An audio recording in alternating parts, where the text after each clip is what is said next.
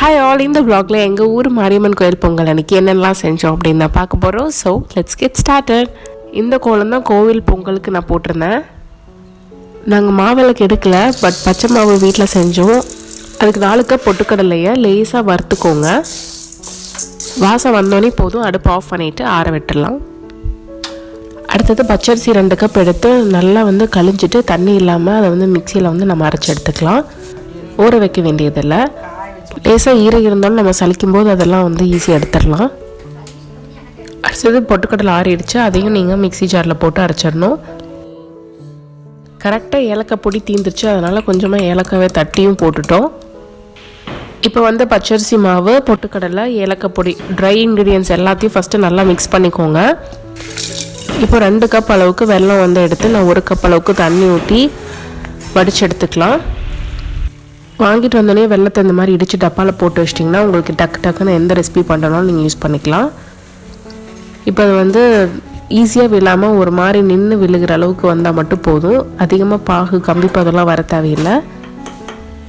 இப்போ இதை நம்ம மாவோடு கலந்து மிக்ஸ் பண்ணிக்கலாம். மாவிளக்கு எடுக்கிறீங்கன்னா நீங்கள் கொஞ்சமாக பாகு ஊற்றி திக்காக பண்ணணும், அப்போ தான் விளக்கேற்ற முடியும். இது நாங்கள் சாப்பிட்றதுக்காக மட்டும்தான் யூஸ் பண்ணுறோம். ஸோ அதனால் கொஞ்சம் லூஸாக தான் பசைவோம். அப்போ தான் உங்களுக்கு 2-3 நாள் ஆனாலும் ட்ரை ஆகாது. அதே மாதிரி பொட்டுக்கடலை நிறைய போடும்போது உங்களுக்கு டேஸ்ட்டு சூப்பராக இருக்கும்.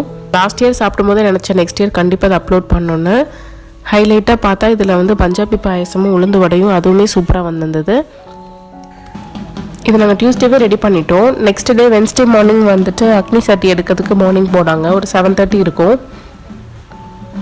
பெரிய சேமூர், சின்ன சேமூர் எல்லா ஏரியாவும் போனாங்க. ஆல்ரெடி நான் லஞ்ச் பாக்ஸ் ரெசிபியில் சொல்லியிருந்தேன். மார்னிங் சிப்பி காளான் போட்டு குக்கர்லேயே 1 pot ரெசிபி தான் இது. ரைஸ் டிஃபன் எல்லாத்துக்குமே சூப்பராக இருக்கும். ஹஸ்பண்ட் அதிகம் எல்லாருமே இட்லியும் குழம்பும் கொண்டு போயிட்டாங்க லஞ்சுக்கு. ஒரு 9 o'clock கிட்ட நானும் அத்தையும் பிரேக்ஃபாஸ்ட்லாம் சாப்பிட்டுட்டு எல்லா வேலையும் பண்ணிகிட்ருந்தோம். ரொட்டீன் ஒர்க் தான். இந்த மாதிரி துணி மடிக்கிறது, வீடு துடைக்கிறது, அந்த மாதிரி அத்தையும் பண்ணிகிட்டு இருந்தாங்க. ஒரு 12 மணிக்கிட்ட பார்த்திங்கன்னா அளவு குத்தி வந்தாங்க. கொரோனாவுக்கு முன்னாடிலாம் ரொம்ப நிறையா இருந்தாங்க. நல்லா மேரேஜ் ஆன புதுசில் நிறைய வந்தது. இப்போ கொஞ்சம் கம்மியாயிடுச்சு. நெக்ஸ்ட்டு 1 minute இதே தான் இருக்கும். நீங்கள் ரெசிபி பார்க்கணுன்னா ஸ்கிப் பண்ணிக்கோங்க.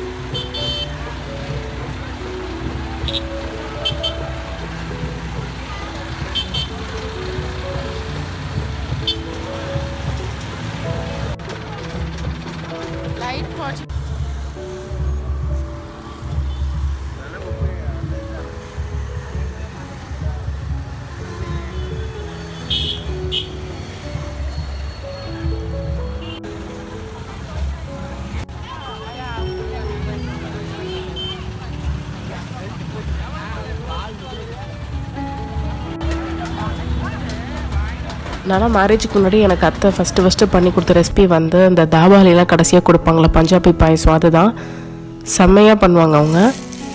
வந்து பாயசத்துக்கான சேமியாவை வந்து நாங்கள் ஆல்ரெடி உடச்சி ஒரு பாக்ஸில் போட்டு வச்சுருப்போம்.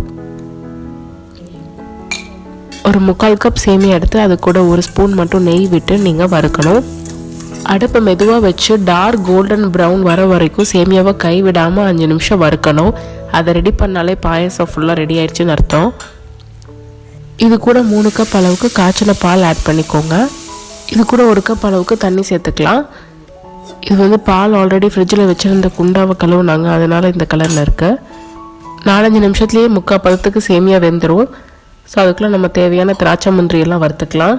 அதிகமாக நெய் ஊற்ற வேண்டாம், ஒரே 1 ஸ்பூன் நெய்லேயே நீங்கள் எல்லாத்தையும் வறுத்துக்கலாம். இப்போ நீங்கள் நிறைய நெய் விட்டிங்கன்னா நீங்கள் ஃப்ரிட்ஜில் வச்சு ஜில்லுன்னு சாப்பிட்டிங்கன்னா ரொம்ப திகட்டிடும். அதுக்காக ஃபஸ்ட்டு முந்திரி லேசாக ப்ரௌன் ஆனதுக்கப்புறம் நம்ம திராட்சையை போட்டு அதை புசு நொப்பி வந்தோடனே ஆஃப் பண்ணிடணும். ரொம்ப நேரம் திராட்சையை வறுத்திங்கன்னா கசப்பு ஏறிடும். இதுக்கு ஏலக்காய் பொடியை விட நீங்கள் ஏலக்காவை 7-8 எடுத்து நல்லா ஃப்ரெஷ்ஷாக தட்டி போடுங்க. சேமியா 90% வெந்ததுக்கப்புறம் அமுக்கி பாருங்கள். லேசாக அமுங்க வந்துச்சுனாலே போதும், மீதி வந்து அந்த பாலோட சூட்லேயே வெந்துடும். இப்போ நம்ம தட்டி வச்ச ஏலக்காய், தேவையான அளவு சர்க்கரை, வறுத்து வச்ச முந்திரி திராட்சை போட்டுக்கலாம். கண்டென்ஸ்டு மில்க் யூஸ் பண்ணாமல் செய்யுங்க, அதுவே சூப்பராக இருக்கும். ஏன்னா கண்டென்ஸ்டு மில்கில் ப்ரிசர்வேட்டிவ்ஸ்லாம் இருக்கும். இது எனக்கு சூடாக சாப்பிட்றத விட ஜில்லுன்னு சாப்பிட்டது ரொம்ப பிடிக்கும். ஆஃப்டர்நூன் லஞ்சுக்கு காளான் குழம்பு இருந்துச்சு, ஸோ அதனால் வந்து ஒயிட் ரைஸ் மட்டும் அத்தை வச்சுட்டாங்க. வாஷிங் மிஷினில் துணியும் ஓடி இருந்தது, அதையும் காய வச்சுட்டு வந்துட்டோம். அடுத்தது உளுந்து வடைக்கு அத்தை வந்து ஒரு 6 வெங்காயத்துக்கு தோல் உரிச்சிட்டு கொடுத்தாங்க. நான் தான் பொடிப்படியாக நறுக்கினேன். 2 மணி நேரத்துக்கு முன்னாடியே 1/2 கப் அளவுக்கு உளுந்து ஊற வச்சுருந்தாங்க. அதுக்கு வந்து 1 இன்ச் அளவுக்கு இஞ்சி, 2 டேபிள் ஸ்பூன் அளவுக்கு மிளகு, இது எல்லாத்தையும் உளுந்து கூடையே போட்டு நீங்கள் அரைச்சிக்கணும். எப்பவுமே வந்து உளுந்து வடைக்கு தண்ணி தெளித்து தான் அரைக்கணும், தண்ணி ஊற்ற வேண்டாம். கல்லுப்பும் அரைக்கும் போதே போட்டுக்கோங்க, கல்லுப்பு தான் டேஸ்ட்டாக இருக்கும். மிக்சியில் அரைக்கும் போது நீங்கள் 3-4 பேட்சாக போட வேண்டியதாக இருக்கும். நான் அதுக்குள்ளே வந்து 6 வெங்காயம், 6 பச்சை மிளகா, 6 ரெக்கை கருவேப்பிலையை நான் பொடியாக நறுக்கி வச்சிட்டேன். உங்கள்கிட்ட இருந்தால் கொத்தமல்லி தலையும் போட்டுக்கோங்க, சூப்பராக இருக்கும். மிக்சியில் அரைச்சா ஃபஸ்ட்டு வந்து கொஞ்சம் தண்ணியாக இருக்க மாதிரி தான் இருக்கும். பட் வெங்காயம் நிறையா போட்டுட்டு 2 பிஞ்ச் பெருங்காயத்தூள், அடுத்து நீங்கள் பிசைகிறதுல தான் இருக்குது. நல்லா காற்று வந்து உள்ளே இன்கார்பரேட் ஆகிற மாதிரி நீங்கள் பார்த்து பிசையணும். இப்போ பாருங்கள், நல்லா கரெக்டான கன்சிஸ்டன்சி வந்துச்சு. ஃபஸ்ட்டு தண்ணியோட தான் இருந்துச்சு. அரிசி மாவு போடக்கூடாது, அது வந்து கொஞ்சம் ஹார்டன் பண்ணி கொடுத்துரும். எண்ணெய் காஞ்சதும் தண்ணி தொட்டு நீங்கள் லைட்டாக ரவுண்ட் பண்ணி உள்ளே அப்படியே கட்டை விரலாலே வச்சு ஓட்டை போட்டு நீங்கள் எண்ணெயில் போட்டுடலாம். நாங்கள் வந்து கடலை எண்ணெயில் பொரிக்கிறோம். உளுந்த வடை வந்து எப்போவுமே வேகமாக வைக்கக்கூடாது, மீடியம் ஃப்ளேமில் தான் வைக்கணும், இல்லைன்னா வெளியில் கருகி உள்ளே வேகாது. மார்னிங் இட்லிக்கு அரைச்ச தேங்காய் சட்னி இருந்தது, நான் அது கூட தான் டேஸ்ட் பண்ணேன்.